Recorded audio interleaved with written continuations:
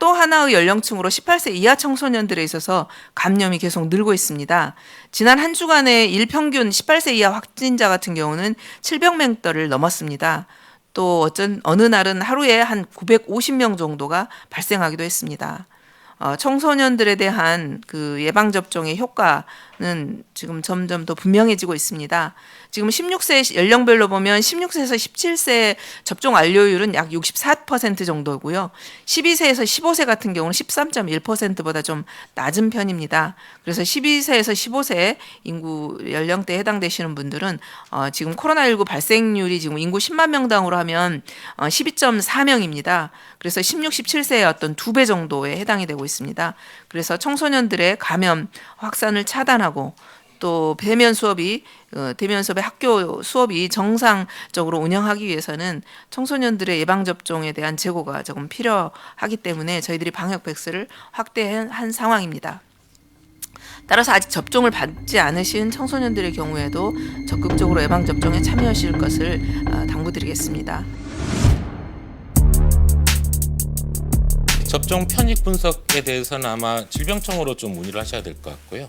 이 부분들이 전문가들과 함께 분석을 질병청이 하고 있기 때문에 다만 12세에서 17세를 의무화했다기보다는 12세에서 17세가 많이 모이고 있는 곳들이 그만큼 위험해졌기 때문에 여기에 대해서 방역 패스를 도입했다라고 좀 이해해 주십사 요청드리겠습니다.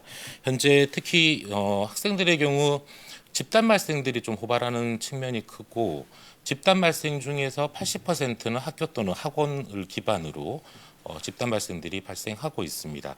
지금 소아청소년이 성인보다도 더 인구당 확진자 발생 비율은 높아지고 있는 상황이고 예방접종률이 낮다 보니까 이게 더 빠른 속도로 더 많이 전파되는 경향들을 보이고 있습니다. 그렇다 보니 학생들이 주로 다수가 모여서 이용하고 있는 시설에서의 보호 조치가 현재의 방역수칙 준수만으로는 한계가 있다라고 보고 있어서 예방접종을 완료한 이들 중심으로 좀 더 안전한 환경을 만들어줘야지 학생들의 이 코로나19 확진과 그 유행 전파가 좀 차단되면서 보호할 수 있을 것이라고 판단하고 있습니다.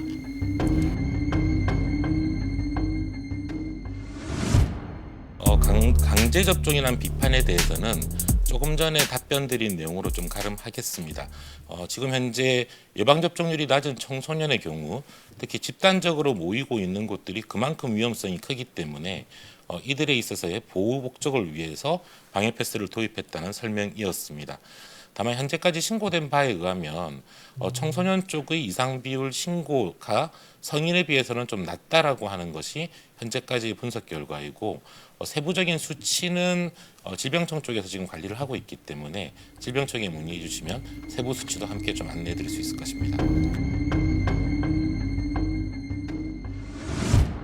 편익 분석은 이전부터도 이미 실시를 했었고 그 편익 분석에 있어서 결과들은 현재 코로나19의 감염과 위중증률, 사망률 등을 고려했을 때 접종을 권고한다. 다만 충분히 해당 사항들에 대한 정보들을 취득해서 판단해 주시기 바란다라고 이미 결론 내린 바 있습니다. 따라서 이전부터도 접종을 권고한다는 게 기본적인 방향이었습니다.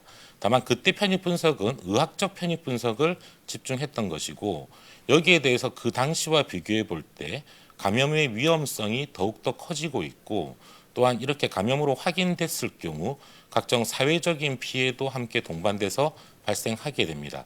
예를 들어 본인의 확진 시에는 치료를 위해서 격리가 불가피하다든지 혹은 주변 친구들이 확진됐을 때 미접종자의 경우 함께 격리를 할 수밖에 없는 접촉자 규정 등이 그러한 것들입니다. 이러한 것들을 종합했을 때 점점 전체적인 비용 편익들은 더 올라갈 수밖에 없다는 점들을 설명드리고 있는 것입니다. 추가 접종 받으셔야 될 대상인 분께서는 반드시 추가 접종 적극 참여해 주시고 또 우리 청소년들 같은 경우도 가급적 접종에 참여할 수 있도록 다시 한번 공고드리겠습니다. 아울러서 아직까지 접종을 하지 않으신 분들도 다시 한번 접종에 적극 참여해 주실 것 당부드리겠고요.